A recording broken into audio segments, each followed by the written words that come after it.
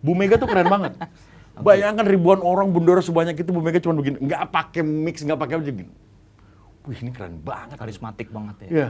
Anda menggaungkan slogan bersama menata kota. Ini udah di mana-mana dan terdengar cukup masif di kalangan masyarakat Kota Tangerang. Ini apa maksudnya nih? Selama ini Kota Tangerang emang nggak tertata dengan baik atau gimana? Semua model tata kelola pemerintahan pakai pola yang namanya ATM. Amati, tiru, modifikasi. Akhirnya duplikasi di mana-mana. Oke. Problemnya adalah ide dasarnya kan nggak pernah bisa dicuri. Cara eksekusinya nggak pernah bisa kita colong. Akhirnya genuisitas itu penting. Dan yang bisa mengeksekusi itu adalah orang yang menggagas dan kebanyakan tuh anak-anak muda ya. Hari ini lagi tren menuju ke generasi emas 2045. Atau kita lanjutkan ini menjadi generasi cemas kan kita nggak. Karena ini momentum.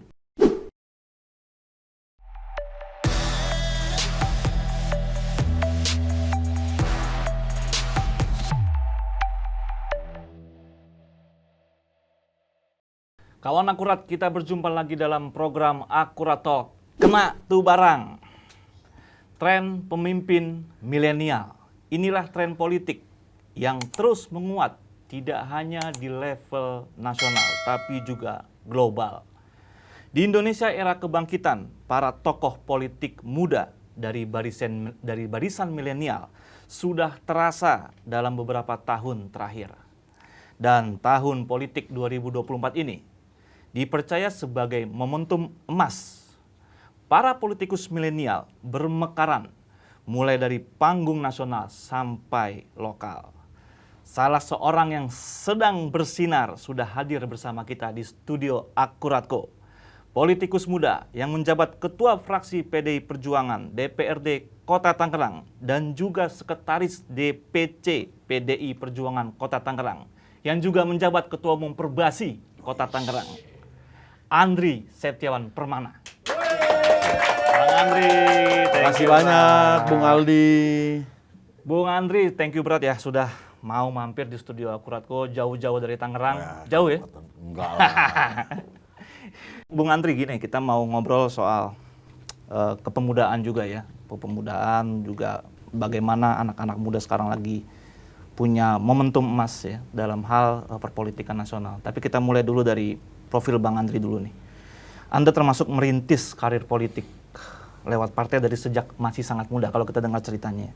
Sampai saat ini sudah menduduki jabatan yang lumayan strategis nih. Ketua fraksi dan sekretaris partai walaupun masih di tingkat kota nih. Sebagai pembuka nih, Bung Andri, boleh Anda ceritakan awal mula tertarik masuk politik? Terima kasih banyak, Bung Aldi. Siap. Kita di generasi milenial sini kan akhirnya juga melewati banyak peristiwa ya dalam lini masa hidup kita.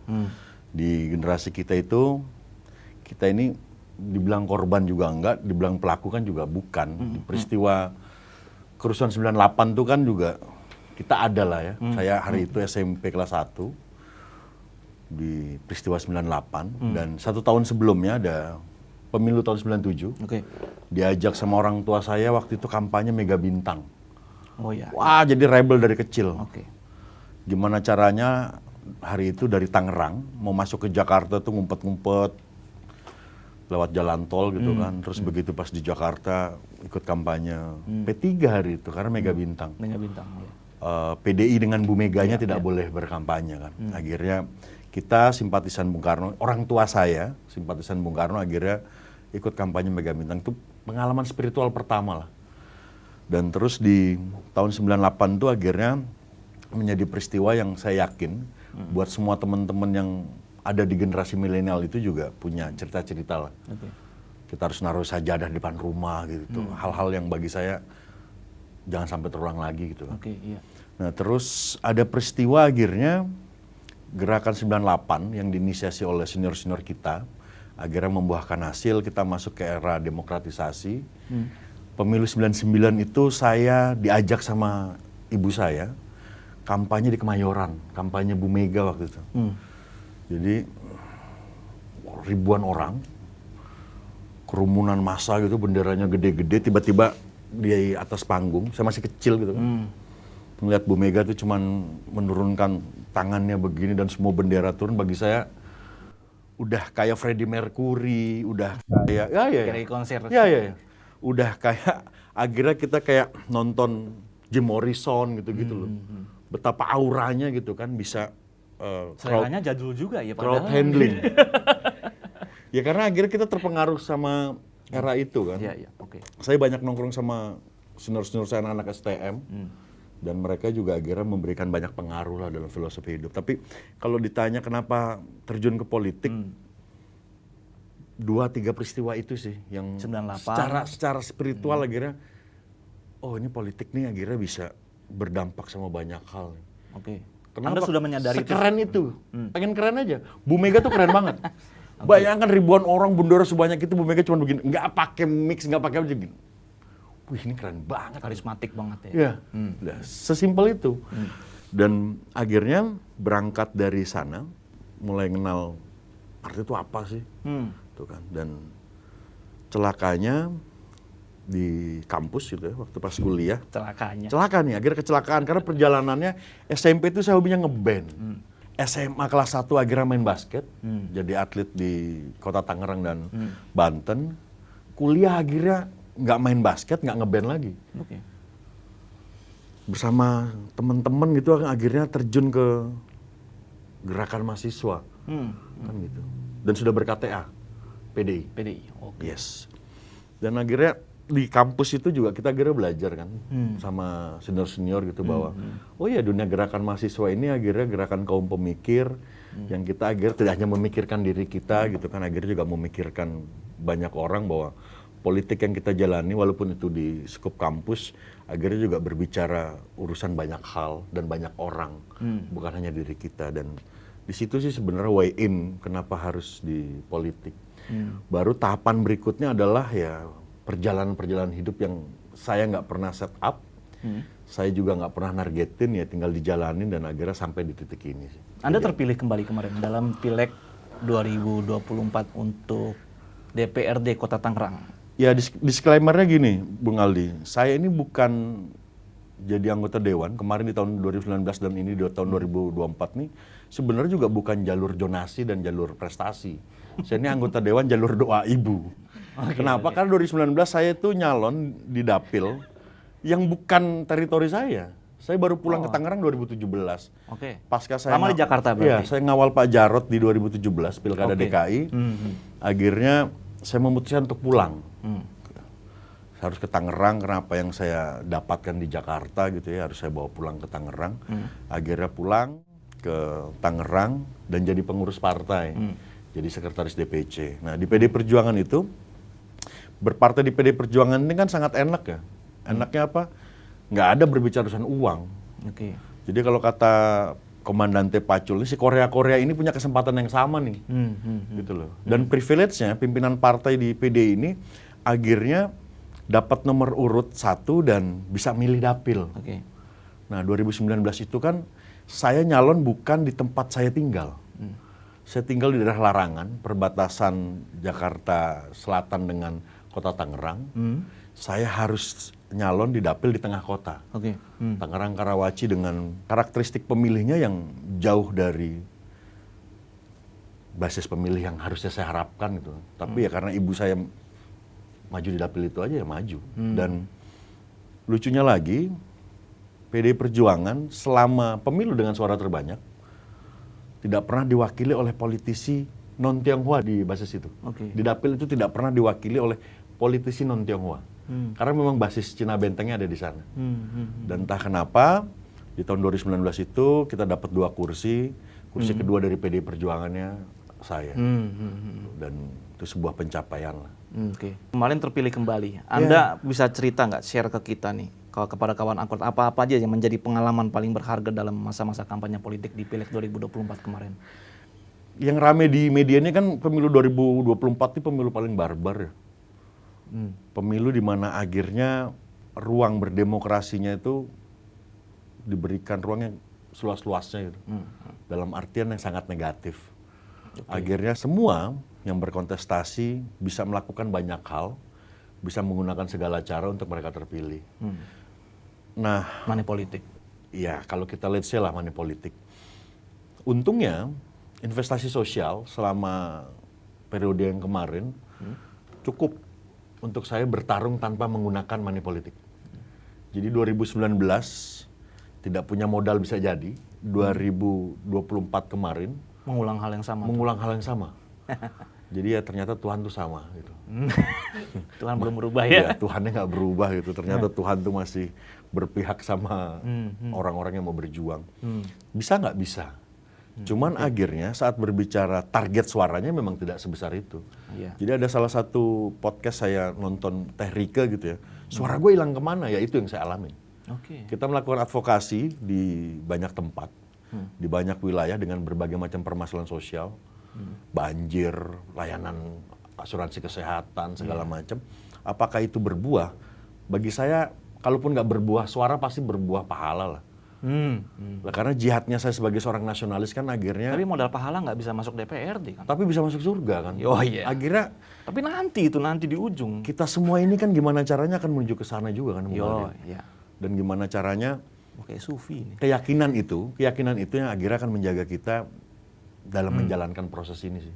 Tapi yang paling penting 2024 itu akhirnya menjadi pengalaman yang paling, menurut saya yang paling nggak bisa saya lupain lah.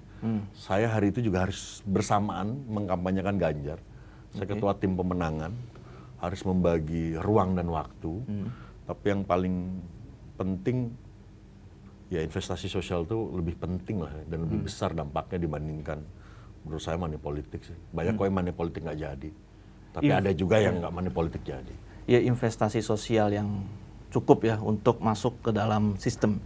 Tapi kan banyak juga teman-teman muda ya, pastinya yang punya idealisme yang sama dengan Anda. Dan mereka juga kayaknya merasa terpental dari perjuangan untuk masuk ke dalam sistem itu.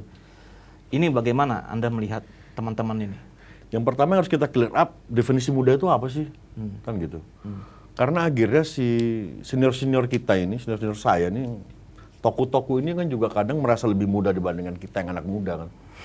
Tuh loh, karena mereka bicara muda itu adalah spirit segala macam untuk menutupi lah gitu ya. Menutupi usia KTP mereka yang sebenarnya juga nggak muda-muda lagi kan. Iya, iya. Saat kita misalnya berbicara usia muda itu adalah 40 tahun ke bawah gitu ya, kita lupa. Kita lupa di tahun 45 itu, Bung Karno lahir 1901, umur 44 tahun aja Bung Karno sudah dibilang tua loh. Sama generasi yang hari itu. Bung Karno diculik oleh kaum muda, berarti Bung Karno ini kan kaum tua. Padahal umurnya baru 44 tahun, 43 tahun, jadi presiden.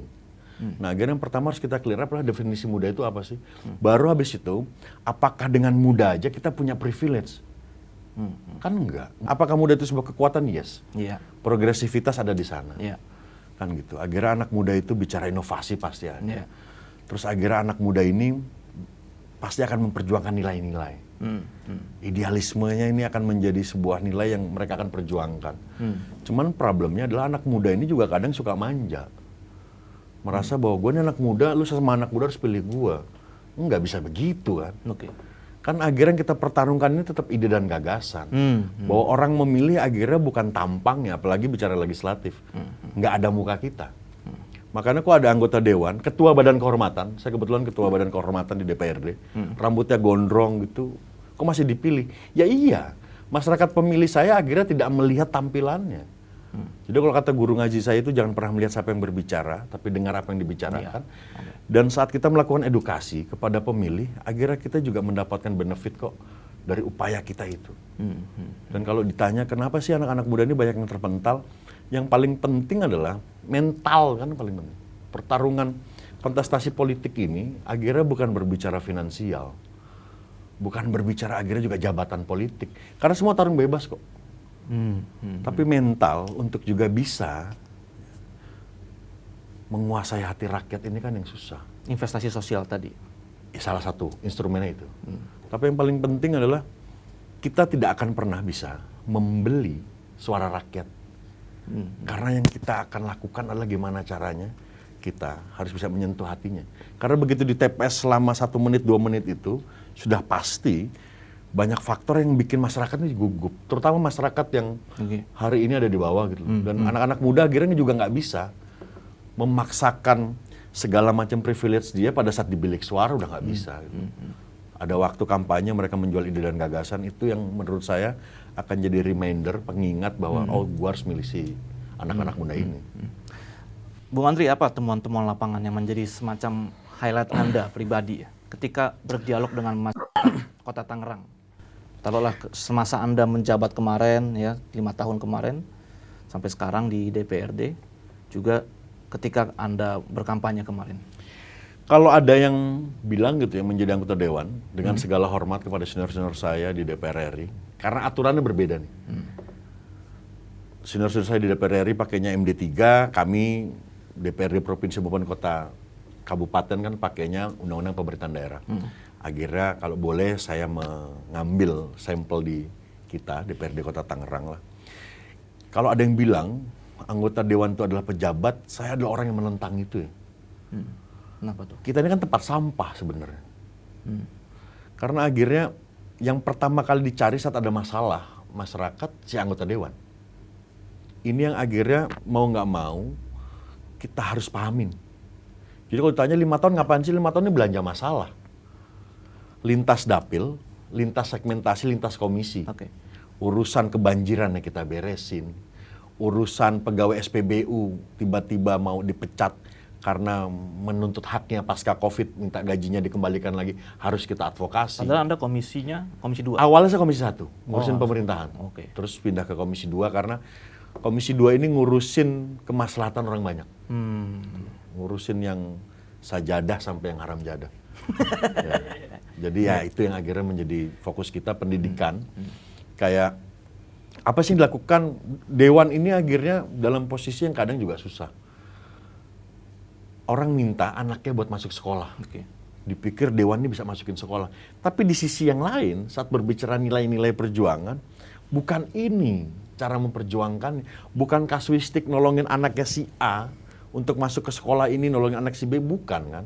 Akhirnya yang kita sama-sama perjuangkan ini adanya perubahan dalam kebijakan publik. Kan gitu loh. Akhirnya kenapa sih harus jadi anggota dewan? Ya belanja masalah itu, gimana caranya, akan kita masukkan sebagai variabel dalam melakukan perumusan kebijakan. Nah ini yang menurut saya dalam 5 tahun kemarin, belanja masalahnya lebih banyak dibandingkan akhirnya outputnya. Berarti banyak masalah yang belum terpecahkan ya? Banyak. Oke. Karena keterbatasan itu tadi kan, kita punya keterbatasan kewenangan, kita juga akhirnya dalam menjalankan 3 fungsi, legislatif, budgeting, dan pengawasan, apakah bisa maksimal? Enggak. Kan gitu. Apakah misalnya aparatur ada yang kinerjanya kurang bagus, kita awasi, bisa nggak kita langsung ngambil tindakan? Enggak. Iya. Kan gitu. Karena kita bukan bosnya. Bisa nggak misalnya dalam melakukan fungsi budgeting, kita mengawal anggaran-anggaran untuk rakyat sepenuhnya? Nggak bisa. Karena akhirnya suka atau nggak suka, sudah ada mandatory spending yang sudah diatur bersama undang-undang. Dan terus inovasi-inovasi kegiatan ini agak sulit dilakukan, karena mau nggak mau perangkat aparatur, si OPD-OPD ini kerja, indikatornya apa sih? Target RPJMD. RPJMD itu apa sih? Janji kampanye kepala daerah. Jadi akhirnya memilih kepala daerah sangat penting karena ini akan menjamin perjalanan 5 tahun pemerintahan. Oke. Oh iya, landasan RPJMD itu adalah janji kampanyenya si kepala daerah. Iya. Dan semua program, kegiatan dan subkegiatan harus merujuk pada RPJMD. Jadi Anda mau mengatakan bahwa sejahtera atau tidaknya masyarakat di sebuah daerah itu tergantung bagaimana kepala daerahnya, bukan wakil rakyatnya. No. Karena akhirnya Dan ini kan merasakan betul ya ketika menjadi anggota DPRD itu betapa sulitnya untuk menerobos kebijakan gitu ya. Kadang lebih gampang berkoalisi sama masyarakat sipil. Kadang saya punya keinginan dan sering sih dilakukan kalau ngecek ke teman-teman di Tangerang.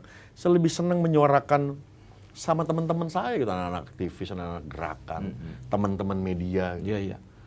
Karena akhirnya pertempuran di dalam gaungnya tidak terlalu berdampak sama perubahan kebijakan. Iya. Karena sekali lagi produk pilkada ini, si kepala daerah ini kadang punya nilai yang sangat absolut. Oke, ini bicara soal pilkada, Anda menyinggung soal pilkada. Seiring berjalan waktu ini nama Anda juga cukup kuat dalam bursa kandidat calon kepala daerah Tangerang Kota. Sebagai yang belakangan ini sebagai calon wakil wali kota Tangerang.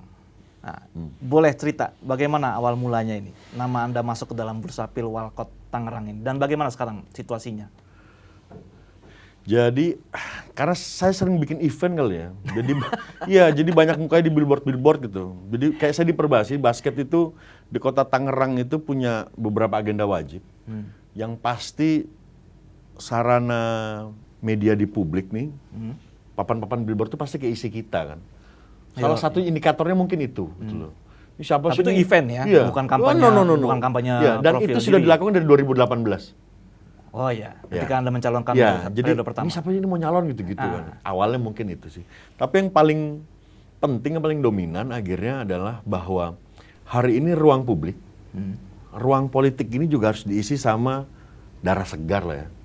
Generasi baru Iya, yang akhirnya akan bisa menjadi jembatan antar generasi ini. Karena generasi orang-orang tua kita, di bawahnya sudah ada nih adik-adik kita. Sudah ada anak-anak Gen Z. Yang sudah nunggu untuk diurusin lah dalam tanda kutip. Walaupun mereka menurut saya jauh lebih mandiri dibandingkan generasi-generasi yang lain.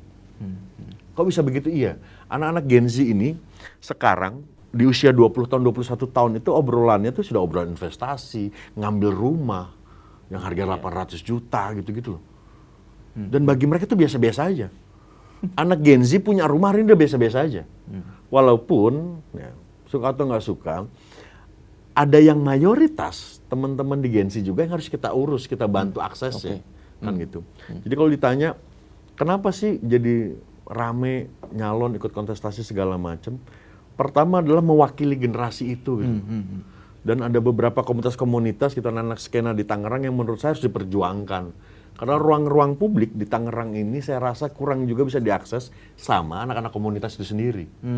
Dan ini akhirnya mau nggak mau harus ada si kolaborator, harus ada orang yang bridging melakukan proses jembatan itu antara si proses jalannya si pemerintah dengan apa yang menjadi impact ke masyarakat terutama yang berbasis segmentasi komunitas. Tapi Anda sendiri menjadi pemimpin daerah itu pernah terbayangkan nggak? Itu target politik yang memang dari pribadinya atau memang dorongan dari eksternal yang memang mendorong Anda untuk masuk ke wilayah eksekutif selama ini di legislatif? Yang pasti gini, perjalanan 5 tahun ini kan sudah cukup untuk kita belanja masalah.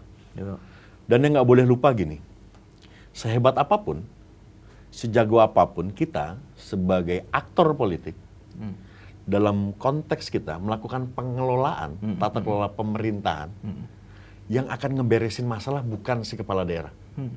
Note-nya itu. Yang akan bersinggungan langsung sama masalah adalah si aparatur. Jadi kemampuan melakukan pengelolaan aparatur birokrasi ini menjadi kunci. Kan gitu. Nah, nggak cukup jadi anggota DPRD. Saya jadi anggota DPRD 4 kali periode pun juga nggak akan bisa beresin masalah. Karena keterbatasan kewenangan ini. Kan gitu. Nah mau nggak mau, ya anak muda kan kadang ciri khasnya kan itu ya. Kita mau yang shortcut aja gitu. Tapi Anda menganggap ini shortcut nggak untuk menjadi kepala daerah? Oh iya. Oke. Masalah ini gimana sih biar cepat selesai? Harusnya bisa begini deh. Tapi nggak bisa gitu loh, nggak bisa dieksekusi. Ide dan gagasan besar ini nggak bisa dieksekusi karena keterbatasan itu tadi kan. Pertanyaannya bisa nggak kita titipkan aja ide dan gagasan? Nggak bisa. Karena akhirnya ide dasar itu nggak bisa dicuri, cara eksekusinya nggak bisa dicolong. Iya. Hari ini semua model tata kelola pemerintahan pakai pola yang namanya ATM, amati, tiru, modifikasi. Akhirnya duplikasi di mana-mana. Problemnya adalah ide dasarnya kan nggak pernah bisa dicuri, cara eksekusinya nggak pernah bisa kita colong. Akhirnya genuisitas itu penting. Dan yang bisa mengeksekusi itu adalah orang yang menggagas dan kebanyakan itu anak-anak muda ya. Gagasan-gagasan yang visioner dan dia konstruktif ya. Dan yang pasti kita nggak tersandra sama hutang apapun. Kita nggak punya hutang politik, kita nggak punya hutang uang. Dan itu menjadi value itu. Apa sih yang menjamin si anak-anak muda ini bisa melakukan perubahan? Loh, anak-anak ini nggak punya hutang. Hutangnya kita cuman sama generasi kita dan adik-adik kita. Karena kita punya privilege menjadi bagian dari pengambil kebijakan. Hutangnya gue misalnya sebagai politisi adalah gue akhirnya menjadi part of inner circle policy. Gue berhutang sama generasi gue yang sudah dukung gue tanpa uang. Hutangnya gue adalah adik-adik gue untuk mendapatkan kesempatan jauh lebih banyak dibandingkan yang gue dapatkan di generasi gue. Hutang politik nggak ada. Dan kebetulan saya ada di partai politik yang tidak pernah berbicara urusan mahar politik dan segala macam. PD Perjuangan menjadi partai yang pegang nilai itu. Dan ini yang akan kita perjuangkan bareng-bareng. Oke. Boleh cerita sedikit per hari ini bagaimana, sejauh mana langkah pencalonan tersebut berjalan? Kalau bicara perjalanannya, surat tugasnya sudah kita terima. Saya sudah terima surat tugas, tim kampanye juga kemarin sudah dilatih sama Bang Adian segala macam. Tapi yang paling penting, saya yakin dan percaya, partai saya partai yang sudah matang dalam mengelola kontestasi apapun. PD Perjuangan adalah partai politik yang sudah melalui lah berbagai macam dinamika. Oh iya, pasti. Berbagai macam konstelasi dalam kontestasi politik apapun. Jadi apapun keputusan partai, sebagai kader partai kita percayakan. Dan kok bisa begitu? Iya. Bahwa apakah seorang anak muda yang progresif misalnya, kok menyerahkan segala sesuatu partai? Iya. Karena partai itu akan tetap menjadi obor. Dia akan tetap menjadi pemandu ide dan gagasan kita. Karena berbicara nilai-nilai ideologi ini, partai akhirnya harus menjadi lokomotif itu. Dan saya percaya betul bahwa PD Perjuangan ini akan menjadi ruang untuk anak-anak muda mempercayakan aspirasi politiknya. Dan di Tangerang, partai politik yang besok diwakili, anggota dewannya, anak muda yang paling banyak dari PD Perjuangan. Kalau nggak salah di DPRD itu ada 10 ya? 10 Ya, anak muda. periode kemarin, ya. Periode ini, Yang saat ini nih, ya, yang yang mau menjabat tuh, Gen Z juga itu banyak. ya dari 7 anggota DPRD dari PD Perjuangan, ada 5 orang berusia di bawah 40 tahun dari PDI. Dan bagi saya, kita sudah selesai kaderisasi.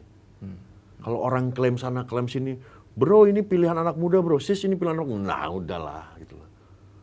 Saat berbicara basisnya kuantitatif, PD Perjuangan besok punya 5 anggota DPRD yang usianya di bawah 40 tahun.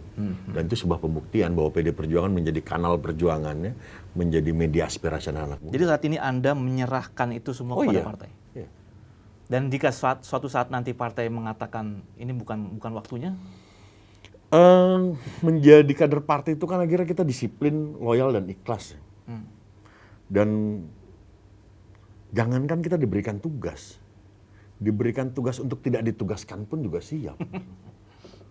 Karena saya yakin dan percaya konstelasi politik hari ini kan sangat berbeda. Betul. Pilkada serentak ini akhirnya membuat hitung-hitungan politiknya tidak bisa parsial. Masing-masing kota kabupaten tidak bisa berdiri sendiri. Semua nih. Harus terkoneksi. Deal-dealnya nyambung semua nih. Karena ini akhirnya berbicara kemenangan satu provinsi. Tapi saya yakin ini bukan lagi urusan saya sebagai seorang pribadi, bukan lagi berbicara urusan partai politik A, B, atau C, atau D, tapi ini berbicara untuk kepentingan masyarakat banyak. Dan saya percaya betul PDI Perjuangan pasti akan melakukan yang terbaik. Dan saya dengar juga PDI Perjuangan memang sangat bertekad untuk memajukan Anda sebagai wakil calon yang dari partai lain, dari Partai Golkar, Sahrudin ya. Sampai sejauh ini masih semangat yang sama? Anda menangkap itu di dalam partai Anda? Oh pasti. PDI Perjuangan selalu mensupport kader internalnya. Dan banyak senior-senior di PD Perjuangan, di DPP hari ini, banyak anak-anak mudanya. Ada anak-anak aktivis 98 yang akhirnya juga dapat ruang di PD Perjuangan. Saya yakin semangatnya juga pasti akan tergambar dalam kebijakan-kebijakan. Jadi yang saya rasakan sih, PD ini, partai ini sangat support lah. Anak-anak muda, apalagi kadernya untuk juga bisa berkontestasi. Anda menggaungkan slogan bersama menata kota. Ini udah di mana-mana dan terdengar cukup masif di kalangan masyarakat Kota Tangerang. Ini apa maksudnya nih? Selama ini Kota Tangerang emang nggak tertata dengan baik atau gimana?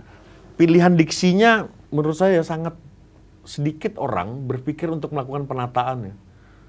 Coba kita melakukan studi deh, kita analisa. Hampir di semua wilayah orientasi adalah membangun.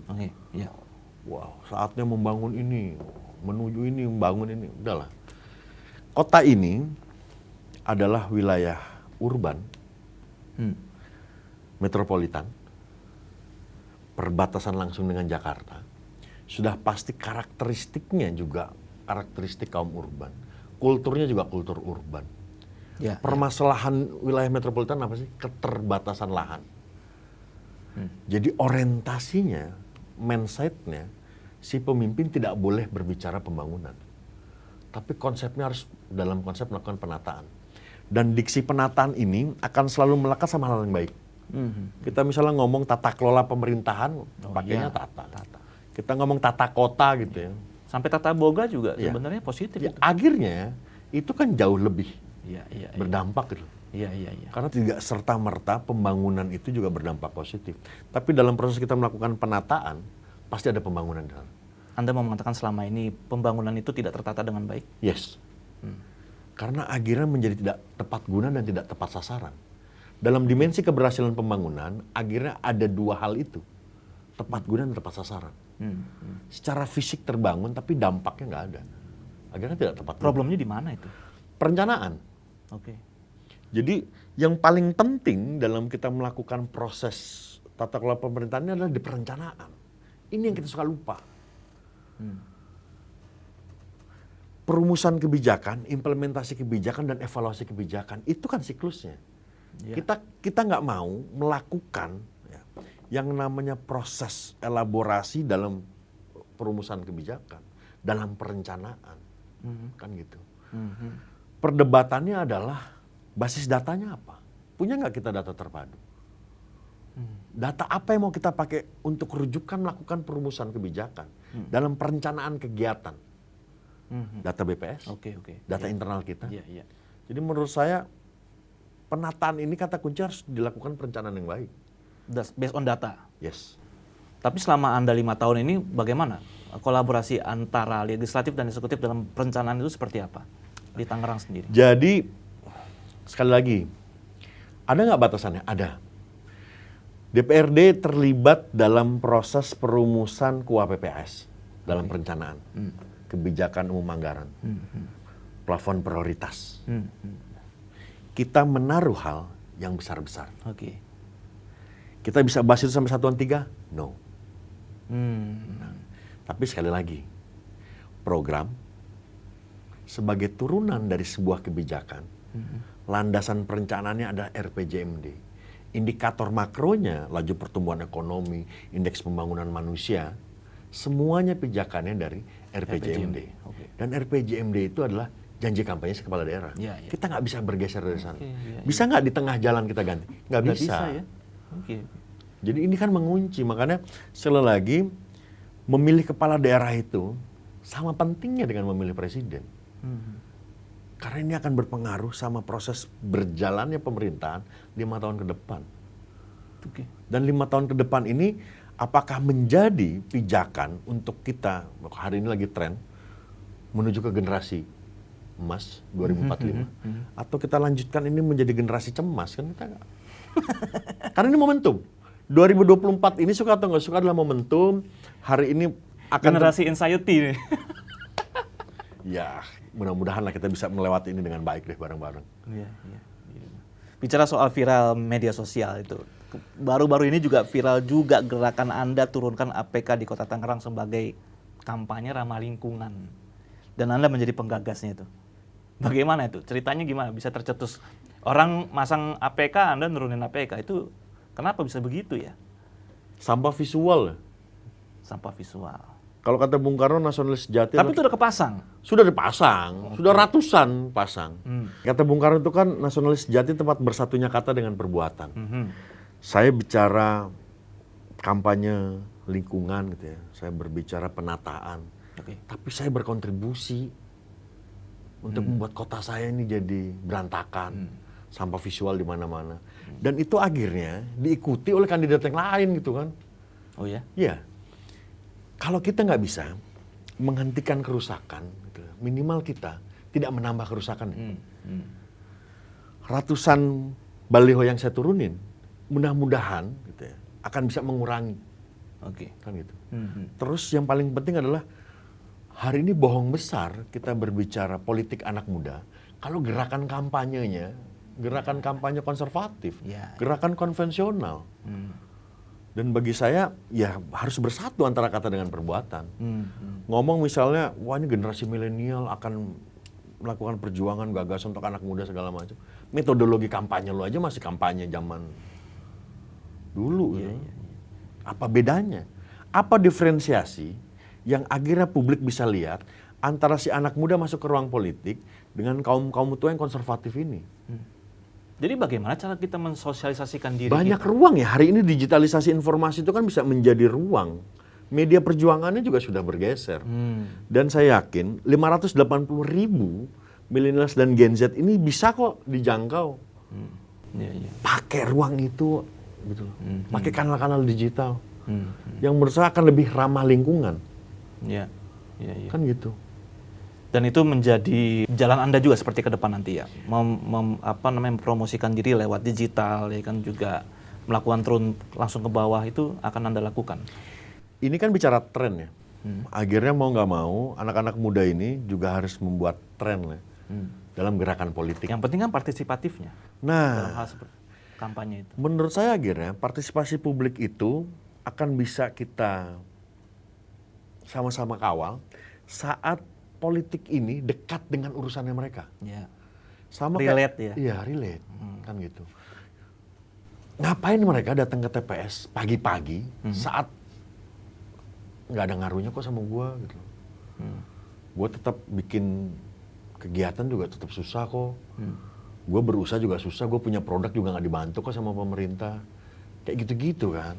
Nah makanya maksud saya akhirnya hari ini si anak-anak muda siapapun di belahan daerah manapun yang hari ini berkontestasi, yang paling sederhana adalah apa sih diferensiasinya gaya kampanye si anak muda ini dengan senior-seniornya. Dan saya rasa diferensiasi itu akhirnya akan menjadi poin buat sesama anak-anak muda, anak-anak Gen Z, anak-anak millennials buat lihat, oh gue pilih dia.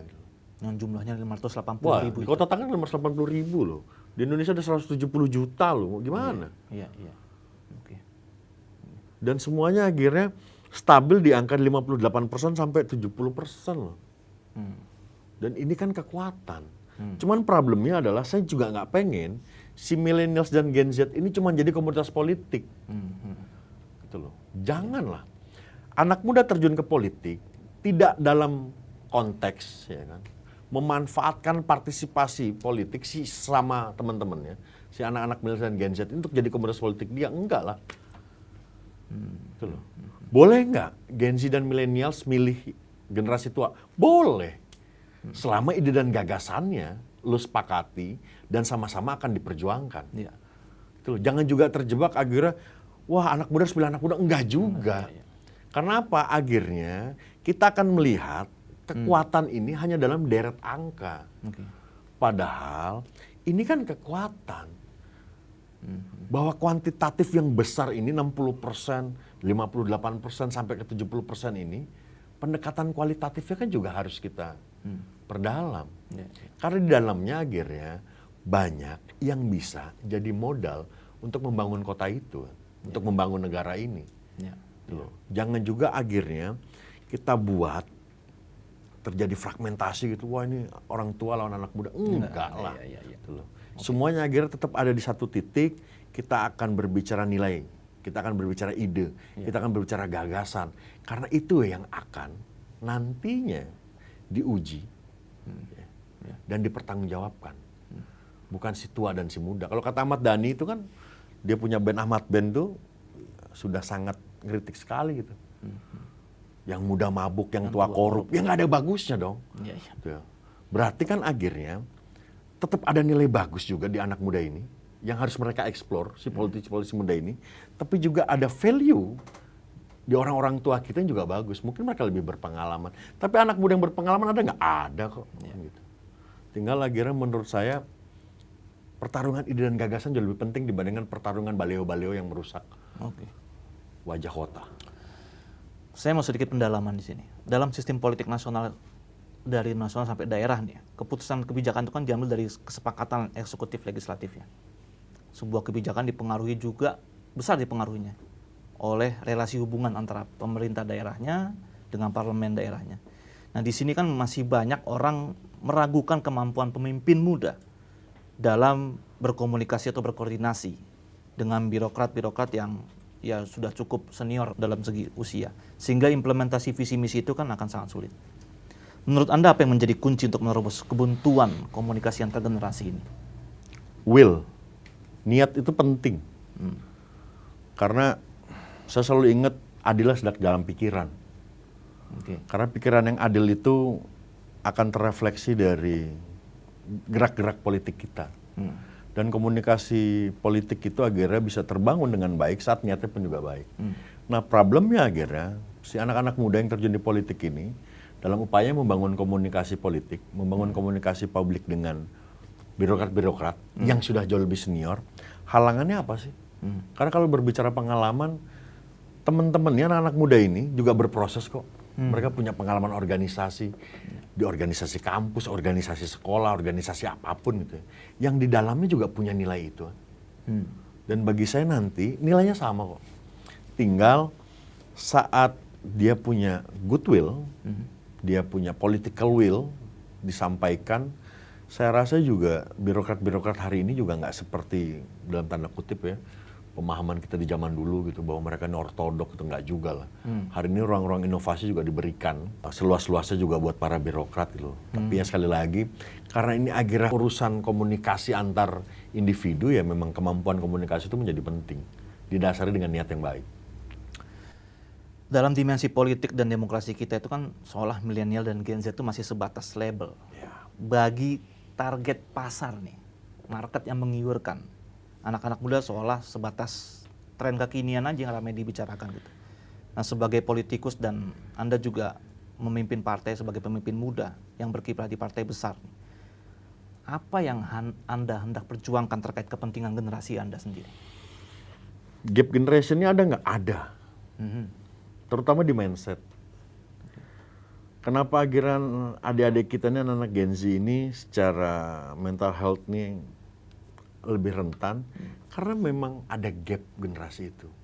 Si millennials ini dididik sama orang tuanya dengan didikan di hari itu, dengan tantangan zaman orang tuanya, akhirnya kita punya nilai. Kita ini kan akhirnya fase dari analog ke digital, si milenial. Iya, betul. Kan gitu. Si Gen Z ini akhirnya dia hampir full digital. Semuanya digital. Oke. Nah, proses peralihannya ada di millennials. Makanya kalau ditanya, momentum ini siapa yang bisa mengambil peranan? Si millennials. Dia harus mampu menjadi kolaborator, dia harus mampu menjadi jembatan. Jembatan komunikasi gap juga. Itu. Iya. Nah, apa sih yang mau diperjuangkan? Tadi kita omongin.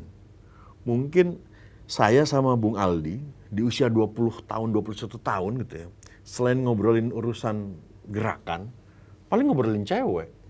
Anak-anak Gen Z sekarang sudah ngomongin mau investasi ini, ada yang sudah punya coffee shop, ada yang sudah berpikir beli rumah. Iya. Gitu loh. Karena kan kadang mereka, celakanya mereka ini juga jadi sandwich generation kan. Kejepit ya. Nah, tapi saya selalu percaya bahwa keadaan ini akan membuat mereka tuh jauh lebih struggle. Jadi kalau ada yang bilang anak-anak Gen Z ini menjadi generasi yang paling rentan, enggak, mereka ini generasi paling canggih. Mereka dekat dengan informasi.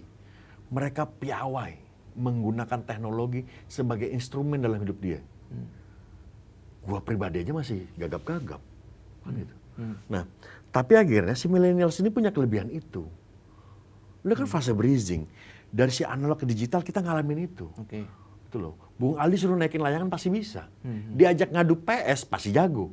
Kan gitu. Nah, ini yang akhirnya menurut saya momentum yang harus diambil sama politisi-politisi muda nih, si anak-anak milenial ini. Oke.